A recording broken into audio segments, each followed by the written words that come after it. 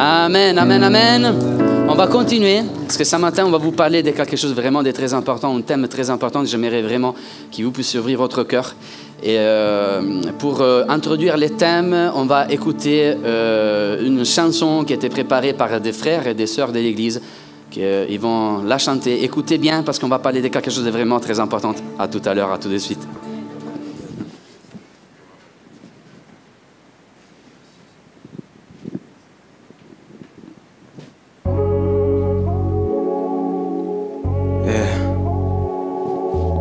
Il y a cette douleur qui est là, tu vois, et elle me fait mal, elle grandit de jour en jour.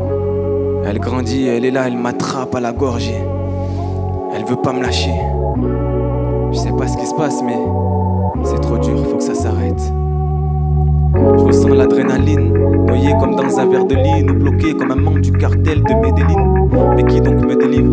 Me sonnera-t-on avec le signe de l'argent, du dollar, de l'euro ou bien des livres? Dites-moi la vérité, je l'ai bien mérité. La douleur sera-t-elle la seule à me donner un héritier? S'il vous plaît, par pitié, pouvez-vous répéter? Êtes-vous en train de dire qu'un Dieu est venu m'en sauver?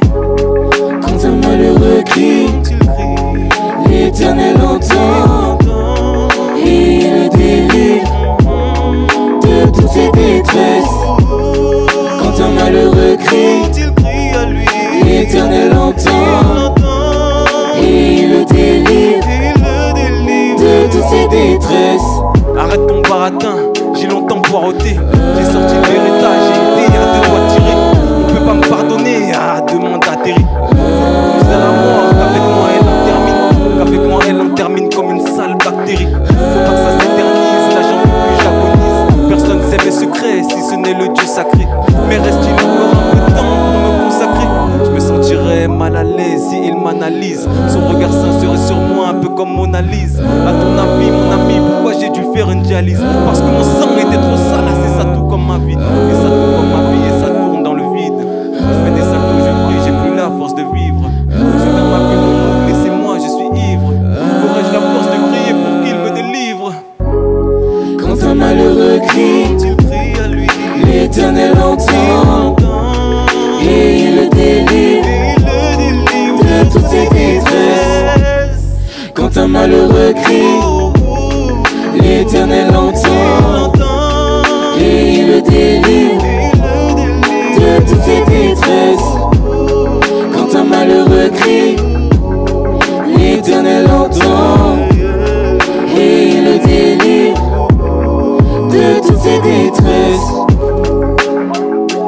Délivre-moi, délivre-moi, délivre-moi, j'ai besoin de toi. Délivre-moi, délivre-moi, délivre-moi, délivre-moi, délivre-moi, délivre-moi, délivre-moi, délivre-moi, délivre-moi, délivre-moi, délivre-moi, délivre-moi, délivre-moi, délivre-moi, délivre-moi, délivre-moi. Quand un malheureux crie, l'Éternel entend et il le délivre de toutes ses détresses. Quand un malheureux crie, l'Éternel entend et il le délivre de toutes ses détresses.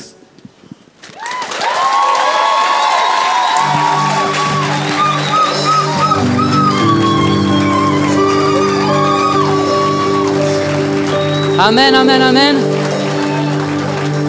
Psaume 34, verset 6. Quand un malheureux crie, quand quelqu'un est dans la douleur, l'Éternel entend les cris de sa douleur. Et ce matin, on aimerait vous parler de la douleur. Parce que, pas de la douleur physique, mais de la douleur psychologique, de la douleur morale. Parce que vous savez, la douleur morale, il se cache dans les profondeurs de notre cœur. Il se peut qu'aujourd'hui, tu es dans la douleur parce que tu as vécu un deuil. Il se peut que tu es dans la douleur parce que tu étais victime d'harcèlement scolaire.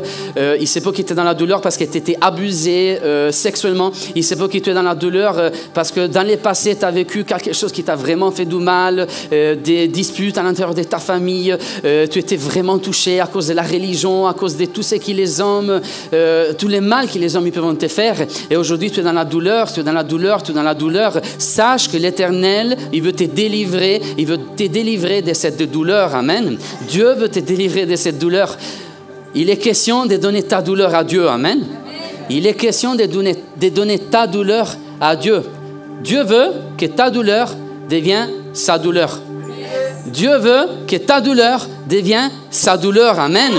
Dieu veut que tu puisses abandonner tout à Dieu. Alléluia. Ne lui donne pas juste une moitié de ton cœur, mais donne-lui la totalité de ton cœur. Dieu ne veut pas juste une moitié de ta vie. Dieu veut la totalité de ta vie. Amen. Dieu veut tout ton être entier. Pas une partie de ton être, mais tout ton être entier. Amen. Ne garde rien pour toi. Dieu accomplit des miracles sous la base de la totalité que tu lui donnes. Tu comprends? La Bible nous dit qu'un des miracles les plus extraordinaires que Jésus a accompli, c'était la multiplication des pains et des poissons. La multiplication des pains et des poissons, à un moment donné, il y avait une foule qui était là, et Jésus a regardé ses disciples, et ses disciples, ils ont dit, Jésus, on n'a rien. Et on voit la foule à manger à droite, à gauche, parce que là, ils ont faim. Ça fait toute la journée, ils sont là depuis longtemps. Et vous savez, à cette époque-là, il n'y avait pas des McDo, il n'y avait pas des Burger King, je ne sais pas quoi vous préférez.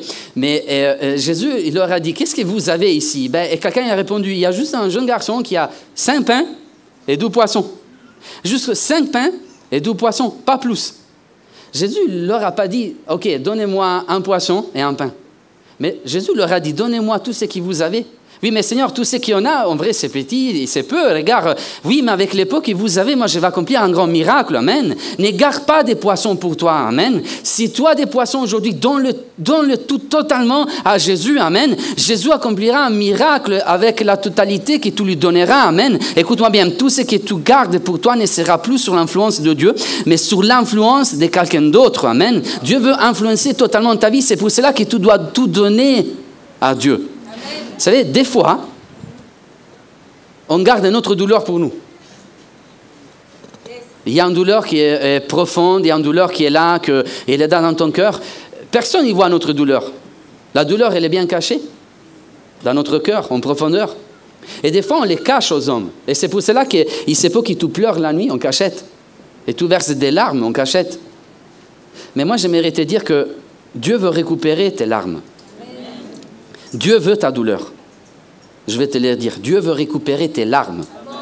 C'est ce que David a vécu dans sa vie. Vous savez, dans les moments les plus douloureux de la vie de David a expérimenté que Dieu voulait les larmes de David. La Bible nous dit que David était dans la douleur. Il était pourchassé par les rois Saül qui essayaient de le tuer. Et d'un autre côté, il était entouré par les Philistins. Et dans ces moments de douleur, dans ces moments-là, dans lesquels il y avait des larmes, la Bible nous dit que David a écrit ces psaumes. Regardez, les psaumes 56, verset 9, David dira quelque chose d'incroyable.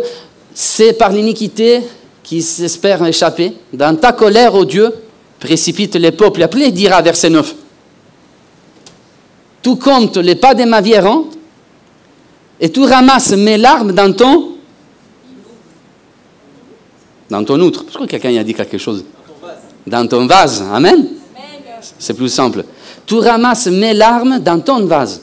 J'aimerais te faire remarquer que David, il n'a pas dit tu ramasses mes larmes dans mon vase, mais David a dit tu ramasses mes larmes dans ton vase, dans les vases de Dieu. Mais pourquoi David a dit ça? Il faut comprendre ça dans la culture hébraïque. Vous savez qu'à cette époque-là, chaque membre, en vrai, les Juifs, ils gardaient pour chaque membre de la famille un vase.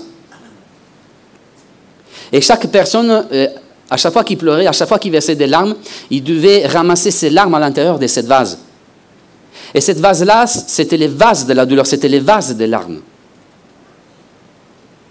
Cette vase avait un but précis, montrer aux autres la quantité de douleur que cette personne avait éprouvée pendant le cours de sa vie. Regardez ma douleur, regardez ma souffrance. Cette vase avait aussi un autre but, montrer à Dieu la quantité de notre douleur. Mais écoute, je mérite de dire quelque chose. Dieu ne veut pas seulement voir ta douleur. Dieu veut ta douleur, c'est différent. Dieu ne veut pas seulement voir tes larmes. Dieu veut tes larmes dans son vase. Amen. Dieu met à disposition quelque chose pour toi. C'est quand tu perds tes affaires que Dieu met à disposition quelque chose pour toi. Et aujourd'hui, il y a les vases de Dieu qui est à disposition. Amen. Et à ta disposition. Et Dieu ne veut pas que tu verses tes larmes en cachette. Dieu ne veut pas que tu remplisses ton vase. Mais Dieu veut que tu ailles dans sa maison pour remplir son vase. Amen. Parce que lui veut que ta douleur devienne sa douleur. Maintenant, tu dois savoir que Dieu veut tes larmes, Dieu veut tes larmes, Dieu veut ta douleur. Aujourd'hui, c'est arrivé le temps de faire entrer Jésus dans la douleur et de donner ta douleur à Jésus. Jésus, regarde, c'est là ma douleur. J'ai besoin de toi. Prends ma douleur. Jésus veut voir tes larmes. Amen, amen. Yes. Amen, amen. Fraîche. Ma soeur, il faut que tu viennes tous les dimanches. Pourquoi Dieu veut tes larmes? Manu, pasteur Manu, pourquoi Dieu veut mes larmes? Pourquoi Dieu veut ma douleur? Pour 3 raisons. Premièrement, Dieu veut tes larmes pour gérer tout ce que tu n'arrives pas à gérer. Dieu veut tes larmes pour gérer tout ce que tu n'arrives pas à gérer. Quand tu es dans la douleur, ton corps est dans la douleur. À un moment donné, le cœur, ça commence à taper vite, tu commences à trembler, et c'est là que tu commences à pleurer. Pourquoi il y a des larmes? C'est parce que le corps, il n'arrive pas à gérer ta douleur. Et tu sais, quand Dieu te dit, écoute, David, quand Dieu dit à David, David, viens, donne-moi tes larmes, s'il te plaît. Parce que moi, j'aimerais gérer ta douleur, j'aimerais gérer tout ce que tu n'arrives pas à gérer. Dieu veut gérer tout ce que les hommes n'arrivent pas à gérer. Amen. Écoute-moi bien. Dieu veut, si les hommes, ils n'arrivent pas à gérer la maladie, Dieu veut gérer cette maladie. Amen. Si les hommes, ils n'arrivent pas à gérer les difficultés, Dieu veut gérer ces difficultés. Amen. Dieu, si les hommes, ils n'arrivent pas à gérer, en fait, les mondes, Dieu veut gérer les mondes. Amen. Si tu n'arrives pas à gérer ton cœur, Dieu veut gérer ton cœur. Amen. Si les hommes, ils n'arrivent pas à gérer les démons, Dieu veut gérer les démons. Amen. Si les hommes, ils n'arrivent pas à gérer les ténèbres, Dieu veut gérer les ténèbres. Amen. Tout ce que tu n'arrives pas à gérer, Dieu veut les gérer à ta place. Amen. Il est question de lui donner tout de ta vie, afin que lui puisse gérer tout dans ta vie. Amen. Jésus a géré la maladie des gens. Il y avait plein de femmes qui étaient dans la maladie. Il y avait plein des hommes qui étaient dans la maladie. Il y avait plein des hommes qui étaient sur l'impulsion des ténèbres, mais Jésus les a délivrés. Amen. Tout ce que vous n'arrivez pas à gérer, les hommes, moi, je peux les gérer. Amen. Cette douleur que tu n'arrives pas à gérer dans ton cœur à cause de cet abus sexuel, cette douleur que tu n'arrives pas à gérer, sache que Dieu veut la gérer dans ta vie. Amen. Il est arrivé le temps de donner ta douleur à Jésus. Alléluia. Il est arrivé le temps de donner ta douleur, tes larmes à Dieu, afin que Dieu puisse les garder. Moi, je vais gérer tes larmes. Est-ce que tu peux acclamer le Seigneur? Il y a une deuxième raison par laquelle Dieu veut tes larmes. Deuxième raison. Dieu veut tes larmes pour te garder plus près de lui quand tu es dans les malheurs. Dieu veut tes larmes pour te garder plus près de lui quand tu es dans les malheurs, Église Dunamis. Tu sais qu'à cette époque-là, les Juifs, ils gardaient leurs vases de douleur dans leur maison. Les vases des larmes avaient beaucoup de valeurs. C'est pour cela qu'ils étaient protégés dans l'endroit les plus intimes de la maison, les plus sécurisés de la maison.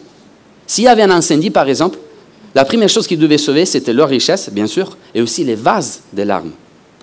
Parce que ces vases des larmes, c'était très important. Dieu devait voir notre quantité de douleur. Maintenant, tu dois savoir donc que quand Dieu dit à David, David, amène-moi tes larmes, amène-moi ta douleur, s'il te plaît. Dieu garde son vase où? Dans sa maison. Dieu ne veut pas que ton vase soit dans ta maison, mais Dieu veut que son vase soit dans sa maison, dans les coins les plus sécurisés de sa maison. Amen. La maison du Père. Là, cela signifie que Dieu t'a projeté en sorte que quand tu es dans les malheurs, quand il y a de la souffrance, tu seras obligé à rentrer dans la maison du Père. Amen. Quand tu verses des larmes, écoute, tu ne seras pas loin de Dieu, mais quand tu verseras tes larmes, quand tu éprouveras de la douleur, tu seras obligé à être près de la présence de Jésus. Amen. Tu seras prêt, tu seras obligé à être dans sa maison, dans la maison du Père. Et j'aimerais te dire une chose ce matin, c'est que dans la maison du Père, la Bible nous dit qu'il y a de la joie en abondance. C'est que dans la maison du Père, il y a de l'espoir en abondance. C'est que dans la maison du Père, il y a de la guérison. C'est que dans la maison du Père, il y a tout ce qu'il te faut pour être délivré, pour être guéri. Seigneur, mais toi, cette douleur, tu vois la nuit, je suis en train de pleurer. Oui, mais rends-toi compte qu'il y a la présence de Jésus au milieu de ta douleur. Amen. La Bible nous dit, moi je transforme la vallée des Baca, tout Dieu, toi, tu transformes la vallée des Baca, littéralement, la vallée des larmes dans une source de réjouissance. Yes, amen. Donc, aujourd'hui, tu es dans la douleur. Tu es en train de verser des larmes. Tu es vraiment angoissé. Mais c'est dans ces moments-là que tu peux sentir la main de Jésus à côté de toi. C'est dans ces moments-là que tu peux vivre la consolation de Dieu, du Saint-Esprit, amen. C'est dans ces moments-là que tu peux sentir le cœur de Dieu taper pour toi, son amour pour toi, amen. C'est dans ces moments-là que tu peux avoir un contact avec Jésus. Parce que quand tu es dans la douleur, tu es plus près de sa présence, amen. Il y a une troisième raison par laquelle Dieu veut ta douleur. Troisièmement, Dieu veut tes larmes pour donner un nouveau but à ta douleur. Tu sais que derrière ta douleur, il y a un but. Il y a un nouveau but que Dieu donne à ta douleur. Normalement, Dieu veut garder tes larmes. Nous, on garde tout ce qui a un but dans notre vie. Tu es d'accord avec moi? Moi, je garde un parfum avec le but de l'utiliser lors d'une occasion. Moi, je garde de côté mon costard pour l'utiliser. Pourquoi vous me rigolez? Moi, je garde mon argent pour l'utiliser avec un but précis. Tout ce qui te garde a un but précis. Si Dieu garde tes larmes, il les garde parce qu'il a un but précis avec ta douleur, pour ta douleur. Maintenant, aujourd'hui, j'aimerais vous faire comprendre les buts que Dieu donne à ta douleur. Seigneur, tu vois ce qui s'est reproduit dans ma vie il y a des années. Aujourd'hui, en train de vraiment impacter mon cœur. Il y a plein de douleurs que je suis en train de cacher dans mon cœur. Et, vous savez, la douleur morale, la douleur psychologique, c'est quelque chose de très important, c'est quelque chose qui détruit les hommes. Cette étude de l'université de Rouge, New Jersey, décrit un peu plus la démarche des adolescents et des jeunes adultes qui se blessent intentionnellement pour se concentrer sur la douleur physique et échapper aussi à leur détresse émotionnelle. Des explications apportées dans la revue Clinical Psychological Science qui devaient aussi sensibiliser à ces comportements relativement courants chez les adolescents. Il nous dit que plus de 10% des garçons adolescents et environ les 25% des adolescentes les font chaque année. C'est couper, c'est mordre, c'est brûler la peau, c'est retirer les cheveux, prendre une surdose ou s'empoisonner. Mais pas assez pour mourir. C'est frapper la tête ou les corps sur des surfaces dures. Vous savez, des fois, notre douleur est là et nous fait du mal. Et je ne sais pas si tu es en train de vivre tout cela. Je ne sais pas si tu es en train d'essayer de découvrir la douleur qui est en toi avec un autre type de douleur, pour oublier justement la douleur qui est à l'intérieur de ton cœur. Écoute-moi bien, ça, ce n'est pas la solution. Aujourd'hui, si cela c'est ton cas, si tu es en train de t'automutiler, si tu es en train de te couper, j'aimerais te dire qu'il y a une autre solution. Une solution qui pourra vraiment te délivrer. J'aimerais que tu puisses écouter l'histoire de quelqu'un ce matin. Scarification, automutilation, appelez ça comme vous voulez. C'est une technique qu'utilisent certaines personnes pour exprimer un mal-être, à cause d'un chagrin d'amour, à cause d'une mauvaise note, d'une petite contrariété. Et elles se munissent de ça, ou tout autre objet capable de déchirer la peau. J'ai connu une fille qui se taillait dès les avant-bras, mais elle faisait soigneusement attention à ne pas couper de gros vaisseaux, parce qu'après tout, elle ne voulait pas mourir, elle voulait juste souffrir. Cette jeune fille se faisait souffrir physiquement pour apaiser la douleur de son âme. Elle coupait, jusqu'à avoir le bras en sang, jusqu'à ressentir dans tout son corps la brûlure qu'engendraient les coupures. Et quelques jours après, elle recommençait, parfois même sur des plaies qui n'avaient même pas encore cicatrisé. Elle ne voulait juste plus ressentir cette douleur au fond d'elle. Elle voulait détourner cette douleur. Et puis un jour, elle a réalisé que Jésus-Christ avait subi le pire sur la croix pour que sa douleur à elle devienne sa douleur à lui. Et puis elle s'est demandé si ce qu'elle s'infligeait avec cette lame de rasoir avait un but. Et la réponse est oui. Ce but, c'est de connaître la personne de Jésus. Son but, c'est de pouvoir se tenir devant vous ce matin pour témoigner de ce que Jésus fait dans les vies, parce que oui, cette jeune fille, c'était moi. Et ce matin, cette jeune fille vous dit que derrière la douleur, il y a un but, celui de connaître l'amour et la présence de Jésus. Alors, ce que j'aimerais te dire ce matin, c'est que si toi aussi tu ressens une douleur tellement forte que tu as envie de te faire du mal, ne laisse pas les lames de rasoir de ta vie te dicter ce que tu dois ressentir. Dépose ta douleur au pied de la croix. Remets ta peine entre les mains de Jésus. Parce que lui, il veut détruire ta douleur et il veut t'en libérer entièrement.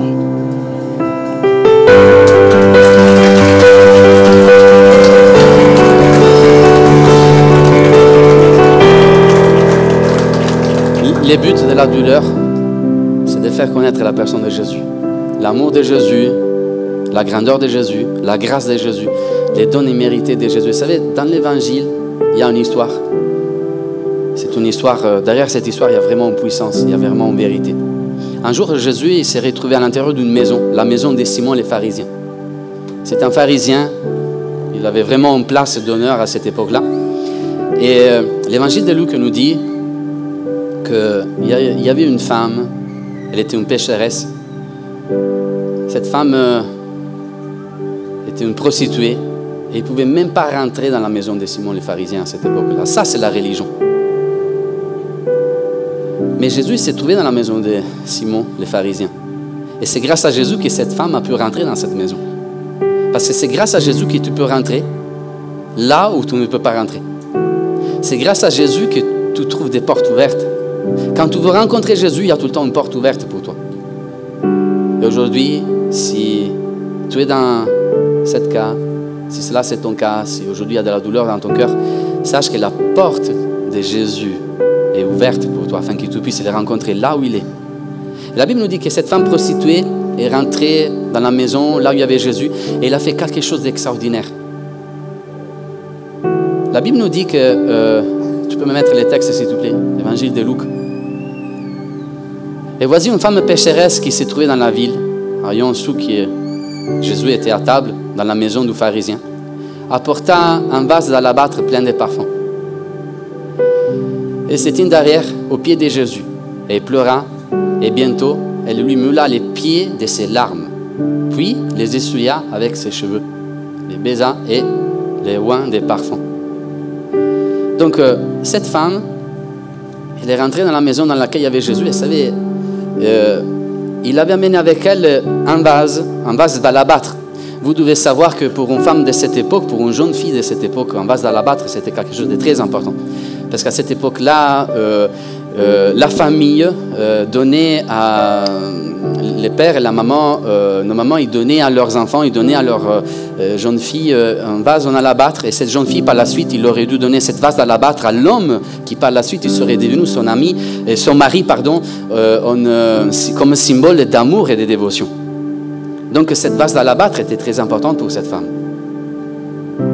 C'était le seul objet qui pouvait vraiment assurer un changement de vie. D'une prostituée devenir une femme mariée.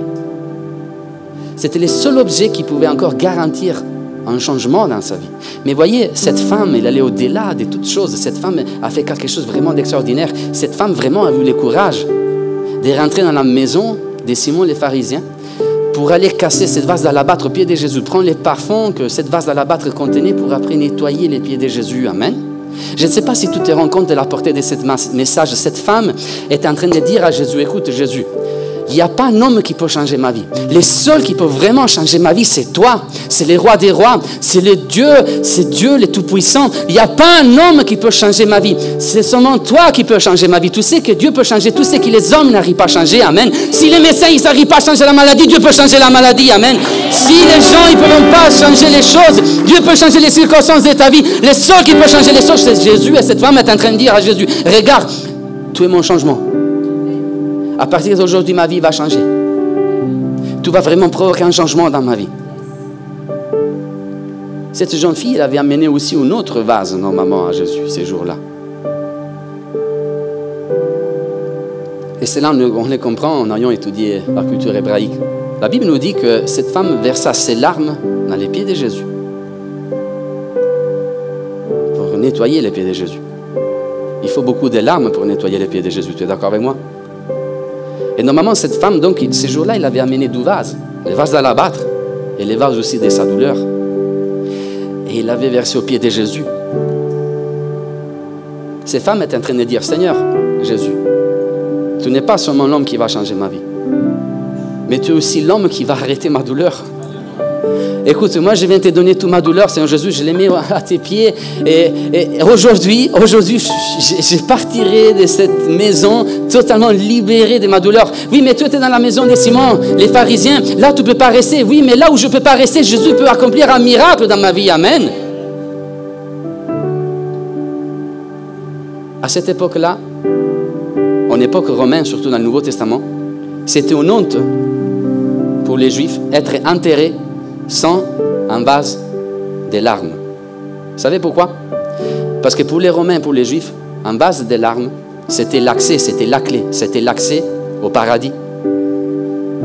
C'est pour cela que dans les tombeaux, plein de tombeaux, ils ont trouvé plein de vases de larmes à côté de la personne décédée. Ils pensaient qu'une fois arrivé dans l'autre côté, Dieu, en voyant la quantité de douleur, il se serait dit, waouh, tu as vraiment souffert, tu as vraiment éprouvé de la douleur. Écoute, rentre dans mon repos, rentre dans les seins d'Abraham. Mais je ne sais pas si vous vous rendez compte, cette femme, qu'est-ce qu'elle est en train de faire? Cette femme est en train de déclarer que pas seulement Dieu, c'était celui qui changeait sa vie. Cette femme, il était en train de déclarer que pas seulement Jésus, c'était celui qui la guérissait de toutes ses douleurs, mais cette femme est en train de dire à Jésus, Jésus, tu es la porte de mon paradis, tu es la porte pour ma vie éternelle. Tu es la clé qui va m'ouvrir la porte du ciel afin que moi, je puisse vivre dans la vie éternelle totalement libre de mon péché, totalement libre de tous les mal qu'il y a en moi. Et j'aimerais terminer en te disant cela. Cette femme a enterré la douleur avant le temps. C'est arrivé le temps pour toi d'enterrer la douleur avant que la douleur t'enterre. Parce que la douleur n'était pas faite pour mourir avec toi. La douleur est faite pour mourir au pied de Jésus. Amen. Ta douleur n'est pas destinée à mourir avec toi. Ta douleur est destinée à mourir au pied de Jésus. Amen. N'amène pas ta douleur avec toi jusqu'à la fin. Tu peux enterrer avec Jésus des choses avant le temps. Tu peux enterrer la maladie avant le temps. Tu peux enterrer la douleur avant le temps. Tu peux enterrer ta souffrance avant le temps. Tu peux enterrer ton traumatisme avant le temps. Tu peux enterrer, tu peux vraiment partir un jour avec Dieu totalement libre. Et c'est là le but derrière sa douleur. Le but derrière ta douleur, ce n'est pas de les montrer aux hommes, de montrer ta douleur, la quantité de ta douleur, non. Le but qu'il y a derrière ta douleur, c'est de montrer la personne de Jésus. J'imagine un jour, les amis de cette femme, une fois qu'après des années, après le décès de cette femme à un moment donné, imaginez-vous vos amis, leurs amis, en regardant le corps de cette femme, le tombeau de cette femme. Je pense qu'ils se sont posé cette question, mais il est où son vase? Il est où le vase de sa douleur? Il est où le vase de la douleur qui a éprouvé toute l'heure de sa vie? Il n'est pas là. Et j'imagine un ami, écoute, c'est normal qu'il n'est pas là. Tu ne te rappelles pas? Il nous a parlé de Jésus. Et il nous a dit que Jésus, c'était celui qui avait arrêté sa douleur avant le temps. Parce que derrière sa douleur, il y avait un but glorieux. Montrer aux autres la puissance de Jésus. Montrer aux autres la personne de Jésus. J'aimerais inviter les conducteurs de louange à venir. Montrer aux autres que Jésus pouvait délivrer de la douleur une femme qui était oubliée par la société. Amen. Genre, cette femme est sortie de cette maison avec une vie totalement changée. Avec une douleur partie totalement libre de sa douleur. Amen. Et cette femme est partie avec l'accès au ciel. C'est arrivé le temps d'enterrer ta douleur, avant que ta douleur puisse t'enterrer. Donc, si tu es dans ce cas, si tu es en train de te blesser pour oublier la douleur qui est cachée dans les profondeurs de ton cœur, c'est arrivé le temps de connaître Jésus et de savoir que Jésus est là pour te délivrer de cette douleur. Ne garde pas cette douleur en toi. Ne garde pas cette douleur dans les profondeurs de ton cœur. La Bible nous dit que Jésus est mort sur la croix. Jésus a éprouvé de la douleur physique, et il a éprouvé aussi de la douleur psychologique dans ce moment-là. Mais la Bible nous dit que lui a voulu souffrir pour la joie qui était devant lui. Il a souffert, il a éprouvé de la douleur, parce que derrière cette douleur, il y avait un but incroyable. Faire connaître au monde qu'il y avait un sauveur. Et aujourd'hui, c'est le même sauveur qui est là. Sa présence est là. Jésus est là pour te délivrer de cette douleur. Alors moi, j'aimerais vraiment que tu puisses enterrer cette douleur ce matin. Est-ce qu'on pourrait se mettre debout un moment? Vous savez, j'aimerais terminer cette prédication en laissant à la réflexion, avec moins de force, avec moins de puissance. Juste parce que je me rends compte que des fois, la douleur, c'est un ennemi silencieux.